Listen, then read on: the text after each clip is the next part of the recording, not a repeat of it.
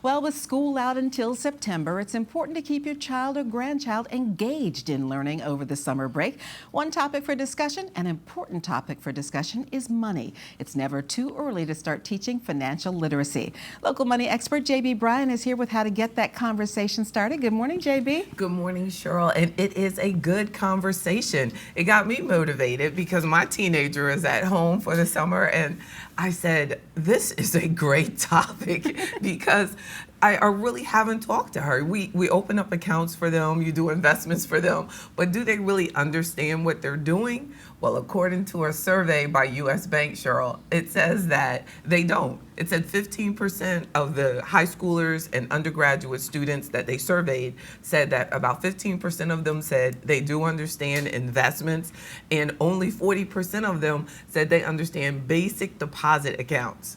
Well, I guess we have to backtrack and make sure that we understand so that we can teach them the right thing. So I guess the first thing is we need to get educated about finances and what we need to teach. You're right. You're so right. And that's why I really love the discussions that we have, because it does help us all get back to the basics and really think about what we're doing with our money, being accountable, checking on your statements. Your good habits are what they emulate. I say we lead our children by the example that we set. So you are so correct. So have you found that parents are actually teaching their children about money and finances, or are we kind of just leaving them out there to learn on their own? Great question, because the survey asked them that. They asked the parents, are you teaching your children? And 40% of the parents said, yes, we are teaching our children, but guess what? That's 60% who aren't. No, but true. But a very small percentage of the students said that their parents really taught them. Ah. So their parents. So there's a disconnect somewhere. There's a disconnect. The parents are like, yeah, I told them. Because what we think that by setting up the account, that's enough.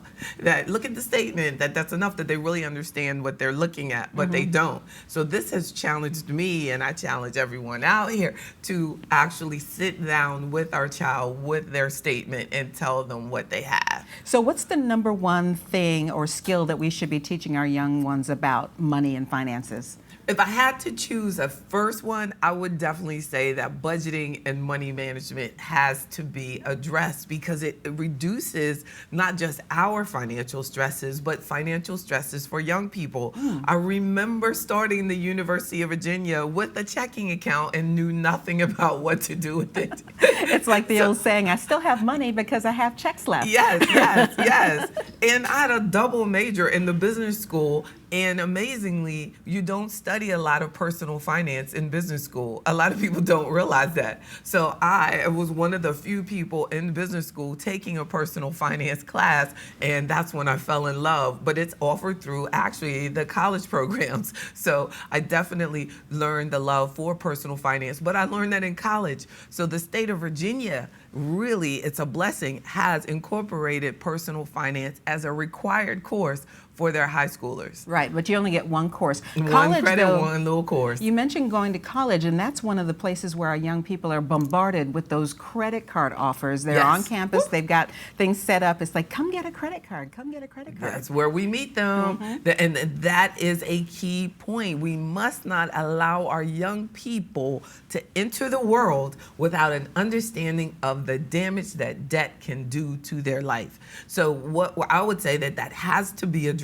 because many credit cards and the personal student loans now are double-digit interest rates, many of them. So we need to investigate the effects of interest rates, the effects of bad credit, and how if you have to, not bad credit, but getting into credit cards, and they can become bad credit, that we have to attack those debts with the double interest rates first. So they have to be attacked. All right, let's go past college. You say there's something significant about the age of 26. What is that? In 26, because of the Affordable Care Act, it's actually the age where your child has to get off your health insurance. So they're keeping it does allow them to stay on. 26 is pretty old. That's pretty good, yeah. But if you have a child that is approaching 26, it's time to have that conversation with them. If they are still on your health plan, discuss with them, do they understand what network, out of network, deductibles, out of pocket, all of these terms that they need to understand when they're they're choosing their own health insurance plan. And again, we need to understand that as well so we can tell them Yeah, about right. it. You'll probably learn while you're teaching them, and it will definitely be an educational opportunity for you both, but it's important. It's very important. And I would say probably one of the most important things, because of compound interest, to teach our children is about savings and investments. In investments, as soon as, or even before, they start earning taxable income. And both of you and me started working very early in Yes, life. we did. So imagine if we had understood compounding returns. I wouldn't be here the right now. importance of investing. Yes, exactly. Yes, indeed. But indeed, we did take care of things that we needed to do. As teenagers, we had additional responsibilities that a lot of teenagers out here don't have. So they're wasting a lot of the money that they're making. So we need to explain to them that if they invest that money, how important it is. And on the flip side, it also is a good opportunity to show them that interest rates on debts work the same way. So you can either be paying interest back or earning interest on investment opportunities. In that case, time is the important thing to think about, because Yes. the timeline in investing is wonderful, but having a debt that goes on for a long time is not a good thing. Not a good thing. And they need to learn that it's important to, the earlier you start investing, the better. So if they're starting their career early and they're a proactive young person,